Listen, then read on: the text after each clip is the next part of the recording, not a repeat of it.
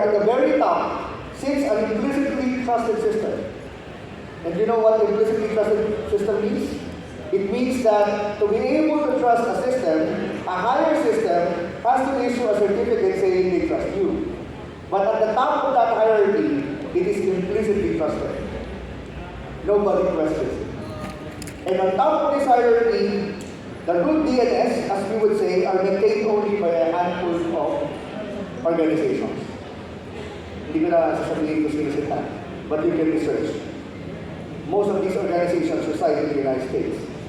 In a similar fashion, network time protocols, digital signatures, certificate authorities, and credit card protocols are all anchored on this particular root of trust model, where at the top of the hierarchy is an implicitly trusted system. The public key infrastructure relies on a series of certifications, where again, at the very top, is a certificate authority, which is implicitly trusted. So, this root or chain of certificate trusts are again held by only a handful of companies, mostly residing in the US and in Europe. However, in the early 2000s, have you heard of PGP? No? Am I talking to the right crowd? Or this is the age gap? This is not the digital gap, this is the age gap. Have you heard of PGP, no? Yeah? I can hear some people, can I ever raise a batch of people who heard of PGP? Mostly foreigners and those of my age, I think. Yeah. PGP, Napster, peer-to-peer. Wala pang blockchain. The early adopters of what is called the opposite of this implicit trust anchor. The concept in digital security where there is what is called a network of trust, where there is no implicit trust on a hierarchical layer. This is the motivation behind such technologies as PGP, Napster, web, etc. This is truly a fascinating idea, that the web can move away from a vertical hierarchy to a more circular concept and a network concept based on a community of trust. But how did this idea came about? As I mentioned earlier, the concept of the decentralization of the internet, which is at the heart of the Web3, can I call it a revolution? Did not start just recently. It was born almost at the same time as the internet was born. And the only way that we can explain further where we're going with Web3 is to briefly look at how the internet was born. The World Wide Web was invented by certain Berners-Lee. Everybody already knows this. I hope. Right? He was working at CERN in 1989. That's him, when he was younger. The first website was unfurled in 1991. And naturally, it was of his physics laboratory where he was working, the CERN Institute. Next slide. Yeah, that's how it looked like. Ladies and gentlemen, welcome to the first website that was unfurled in 1991. The HTTP protocol was initially created as a digital bulletin board used by researchers to publicly post notes and communicate with each other. And this concept became famous in universities and researchers across Europe and the United States. By mid-1990s, Netscape Navigator. Sino nakaabot ng Netscape? Hindi. I'm still not talking to the right crowd. Later on, maybe when I'm doing Web2, you all know about this. Became commercially available, and Netscape helped in mainstreaming the internet. This basically static websites is what Tim Berners-Lee mentioned as Web 1. However, in the early 2000s, the usage of the internet expanded. And this gave rise to the bandwidth grew, there is a surge in web capabilities, and it took a more creative turn.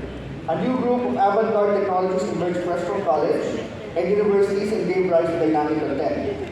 So So in 2004, YouTube became an online sensation, and about the same time, MySpace was born. These were the predecessors of what you would now call a social media. Nauna sila sa Facebook. But actually, more revolutionary than Facebook was YouTube.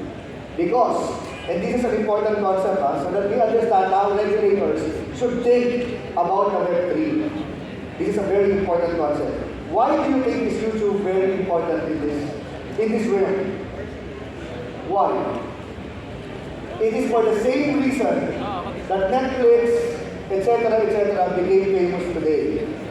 YouTube democratized access to video away from the monopoly of cable providers. It gave content back to the people. Anybody can create content as long as somebody watches your content for free. Well, in fact, you can even charge a few dollars or pounds for it, right? So, why was Napster important? Because at that time, if you remember that age, you can only buy, if you love one music from one author or one musician, you'll have to buy the entire album. An album of 10 music records, even though you only love one. You remember that? No? But with Napster and with Apple Music and streaming music, you can enjoy that one music and pay only for it without buying the entire album. So again, it liberalized access back to the people.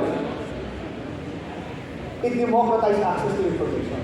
That's how important, that's how we should view the evolution of the internet and how decentralization is improving the way we access data and technology.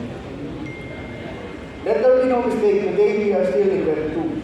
We're not yet in Web 3. We are preparing for Web 3. Web 2 was 5 times more life-changing than Web 1. New tech companies were formed, which only centered on social media. Facebook is a, multi-billion or $1 trillion, I think the last time they were a multi-billion dollar company. And their only commodity is a social media application.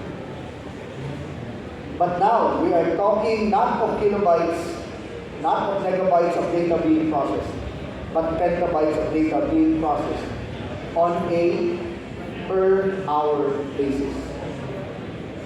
Commodities were digitalized and personal data became commodities.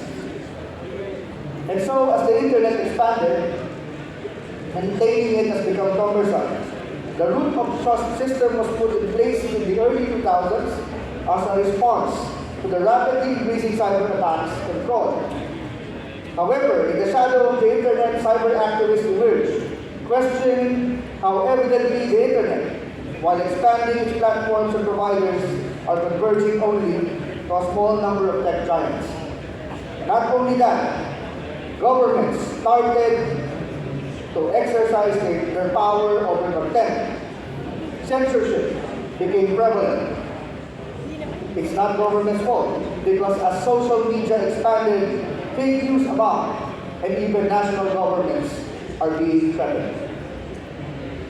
Again, at the heart of this is the root of trust concept, which I discussed earlier. And this was pushed by the credit cards and financial institutions, which supported the root of trust and central authority schemes to secure internet transactions. Do you know where your credit card transactions go? To a centralized system. I wouldn't take your time to discuss how the MasterCard and Visa protocols and the CB3 protocols are used, but yes, they are highly centralized. And that is why Bitcoin was born. To question the same concept of the convergence of a technology in a minimal number of tech giants, but using cryptographic primitives to exercise a network of trust, as versus the hierarchical trust. So actually, Bitcoin was first used as a model by cyber activists to show that even the financial sector can be decentralized. Okay? So this calls for decentralized internet became louder, and you now have internet as a right.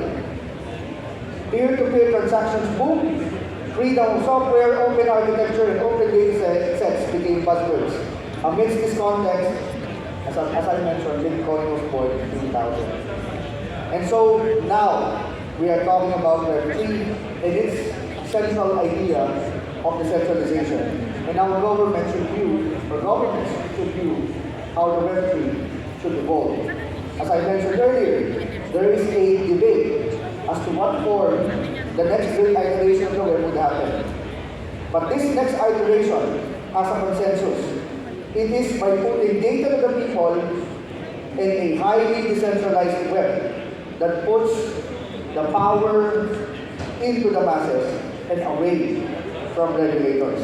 That's counterintuitive from a government official. A web that cannot be regulated. And this is the vision of a transformative technology of where Web3 should take us.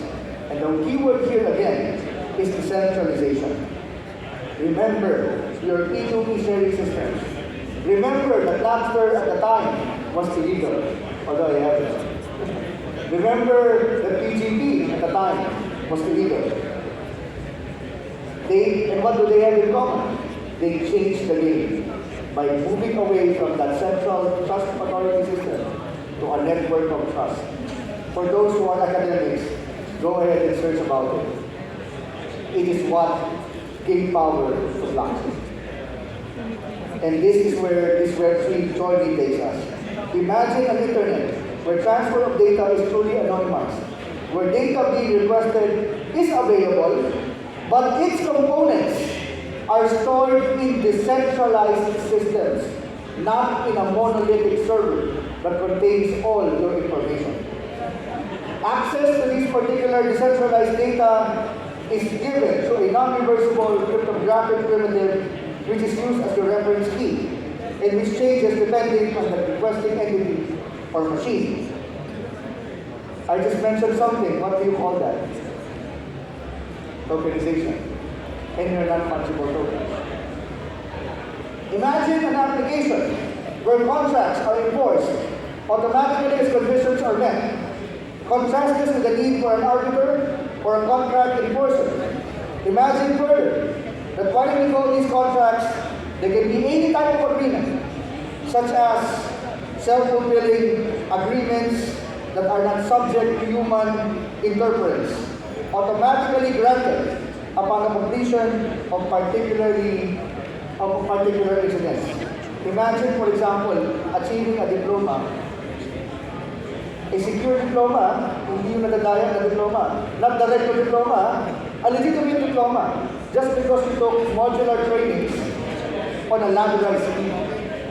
At each step of the way, a smart contract is triggered until you are finally issued your diploma. What do you call that?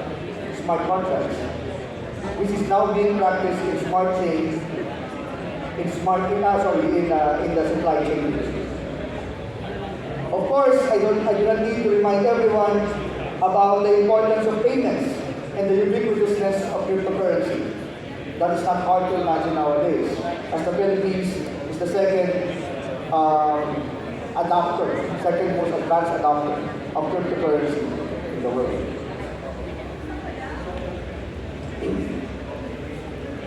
But on top of these examples is a system of storing data that does not rely on a single entity to maintain and keep, but rather a distributed ledger of transactions that even though it is public, it is non-reproducible. And that is the concept of blockchain. Then I can go on and go on with a lot of the technologies as the basis of the building blocks of Web3. However, let me now go to what should we be doing, the DICT should be doing about this. So, last week I was actually in South Korea. Sabi na tayo siya. Can I have like 3 minutes? Last week I was in South Korea. I was attending an event held by the United Nations, Asia Pacific Trading Center, Asia Pacific ICT Development Center.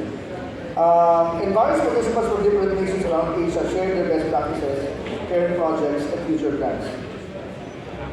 One very interesting module was Frontier ICTs, which highlights the blockchain technology and its impact on different government projects and programs. Blockchain is recognized as an important means of achieving the 2030 Sustainable Development Goals of the United Nations. It has a potential and huge impact on the specific agenda on socio-economic development, policy making in most nations. And here is where it is important for the DICT to remember. The decentralization of the web is an important factor of the SDG goals, of the Sustainable Development Goals. Do you know what the Sustainable Development Goals in one phrase meant? The United Nations Sustainable Development Goals. No one should be left behind. That's in one phrase. That is the Sustainable Development Goals of the United Nations. So in one main realization here is that we should be, that the DICT should be at the forefront of this particular, we don't want to regulate, but we want to train people, more and more people, about Web3.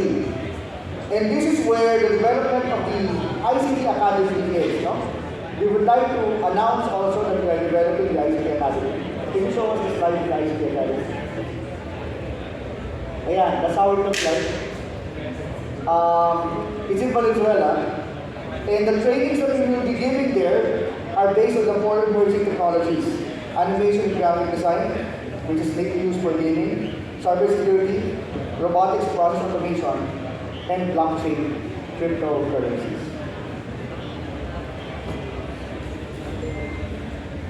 And on the last note, I would like to state that your government has also in the pipeline the Electronic Transactions Act, which recognizes the development of blockchain and cryptocurrencies in electronic transactions.